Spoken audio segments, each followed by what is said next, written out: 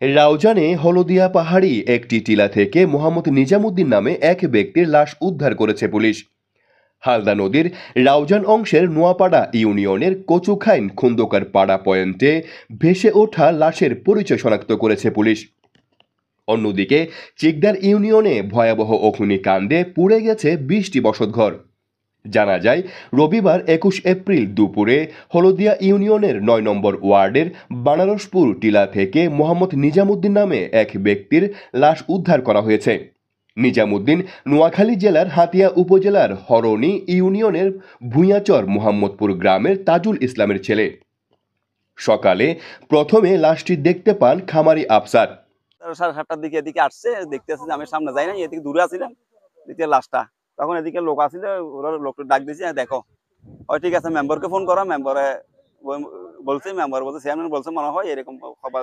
দীর্ঘ 20-25 বছর ধরে হলদিয়া ইউনিয়নের ফকিরটিলা এলাকায় বসবাস করে দিনমজুরি করে জীবিকা নির্বাহ করতেন বলে জানিয়েছেন স্থানীয় ইউপি সদস্য মোহাম্মদ ফিরোজ। আমার বোন যে কিভাবে মারা গেছে, আমি তো ওনার যে রক্ত দেখতেছি, কিভাবে রক্তগুলো বাইর হলো, আমার তো এগুলো তো আমার মাথায় আসতেছে না। হ্যাঁ, একদম যদি দেওয়ালে দেখতাম, গম দেখতাম, তাহলে কি আমার মাথায় থাকতো কি এটা কোনো সমস্যা হয় না। এটা তো আমার মাথায় আসছে না। তো এটা আইনের প্রক্রিয়ায় যেটা পোস্টমর্টম যেটা বলে, এটা করে যেটা রিপোর্ট আসে। নিজামুদ্দিনের লাশ উদ্ধারকারী SI মোসলেম উদ্দিন বলেন, শনিবার সন্ধ্যার দিকে ওই ব্যক্তির মৃত্যু হতে পারে। হিট স্ট্রোক জনিত কারণে তার মুখ দিয়ে রক্ত বের হতে পারে। নাজিমুদ্দিনের মৃত্যুর বিষয়ে কোনো ধরনের অভিযোগ নেই বলে জানিয়েছেন তার মেয়ের স্বামী আজিম হোসেনের। আমার ফোন দিয়েছে, আমি দেখলাম সম্ভবত স্ট্রোক করে মারা গেছে। এটা ছিল আপনার ঈদের সময় বাইরে গেছে, 3-4 দিন আগে এখানে আসছিল।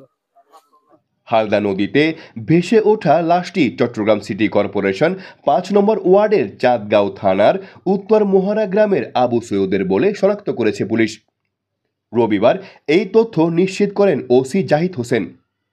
এদিকে রোববার 21 এপ্রিল দুপুর 12টায় চিকদার ইউনিয়নের 8 নম্বর ওয়ার্ডের দক্ষিণ পাঠানপাড়া গ্রামের আগুনে পুড়ে ছাই হয়ে গেছে 20টি বসতঘর।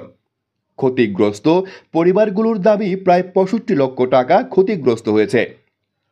প্রত্যক্ষদর্শী ছাত্রনেতা আকরাম আলী সহ স্থানীয়রা জানান, আগুনের লেলিহান শিখা দেখে স্থানীয় লোকজন রাউজান ফায়ার সার্ভিসে খবর দেন।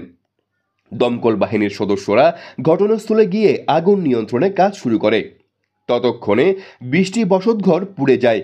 রাউজান ফায়ার সার্ভিসের স্টেশন কর্মকর্তা শামসুল আলম বলেন, অগ্নিকাণ্ডের খবর পেয়ে দমকল বাহিনীর সদস্যরা দ্রুত ঘটনাস্থলে গিয়ে আগুন নিয়ন্ত্রণে কাজ শুরু করে।